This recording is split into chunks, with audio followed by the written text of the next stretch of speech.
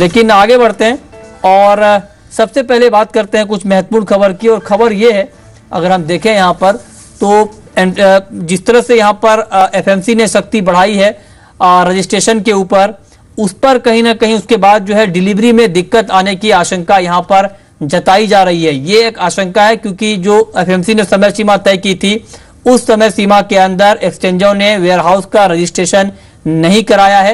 ये इस पर बातचीत करने के लिए हमारे साथ हैं जयंत नलावड़े एनसीडीएक्स से। स्वागत है आपका जयंत जी। और खबर ये आ रही है कि वेयरहाउस रजिस्ट्रेशन पर जो एफएमसी ने सख्ती बढ़ाई है, 30 जून तक की समय सीमा एफएमसी की तरफ से दी गई है। मार्च की डेडलाइन आप लोगों ने ऑलरेडी मिस कर दी है। क्या ऐसे में क्या डिलीवरी को लेकर आपको लगता है कुछ दिक्कतें आएंगी? मुझे नहीं लगता इसमें डिलीवरी में कुछ असर होगा, क्योंकि ये वेयरहाउसिंग सिस्टम जो है वो सक्षम और कार्यक्षम करने के लिए एफएमसी ने ये नियम बनाया है कि सब वेयरहाउसेस WDRA के साथ पंजीकृत किए जाए। तो इसमें सभी वेयरहाउसेस को WDRA के जो नियम है उसका पालन करना है।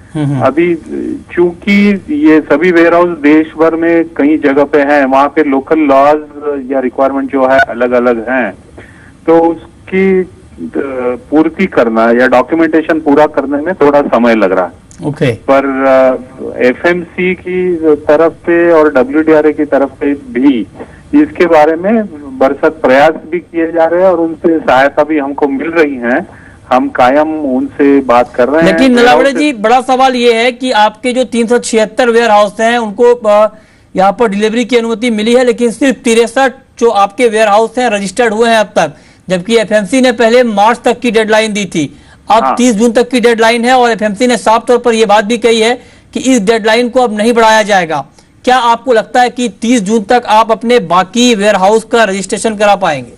हाँ, चूंकि इनके तो कागजात WDRA के पास दिए हुए हैं, लगभग 100 से ज्यादा वेयरहाउसेस का इंस्पेक्शन हो चुका है और बाकी वेयरहाउसेस के बारे में कुछ कागजात की कमी थी, वो वेयरहाउसेस के साथ हम बात कर रहे हैं। उसके साथ मीटिंग WDRA के साथ भी हो रही है।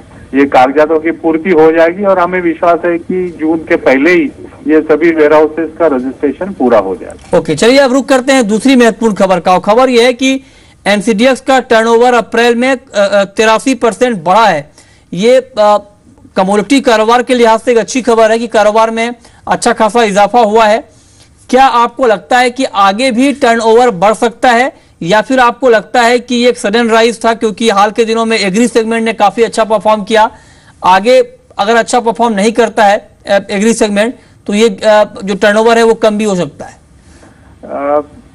ये टर्नओवर जो बढ़ा है अप्रैल में, इसका ज्यादातर कारण यह है कि जो मॉनसून है उसके बारे में अनसर्टनिटी जताई गई है। जैसे कि IMD ने भी बताया और स्काईमेट का जो अंदाजा है वो दोनों में काफी अंतर है और उसकी वजह से फर्क पड़ रहा है विचार में।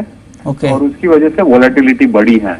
आगे जाके जैसे मॉनसून के बारे में ज्यादा ठीक से जानकारी सामने आएगी, ये पॉसिबल है कि वोलेटिलिटी कम होगी, जिससे कारोबार पे थोड़ा असर हो सकता है।